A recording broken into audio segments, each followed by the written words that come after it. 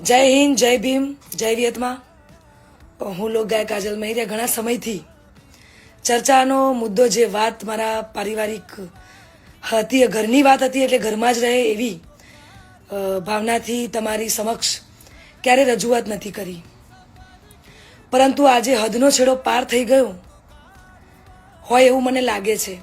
આજે વિડીયોના માધ્યમથી જણાવું છું કે ગત તારીખ 10/10/2025ના રોજ મેં મારી મરજીથી અને પૂરી સ્વભાન અવસ્થામાં ભારતીય સંવિધાનના નિયમો અનુસાર ભારતના સ્વતંત્ર નાગરિકતાના નિયમ મુજબ પુખ્ત વયે મેં મારી મરજીથી અલ્પેશ જોડે લગ્ન કર્યા છે.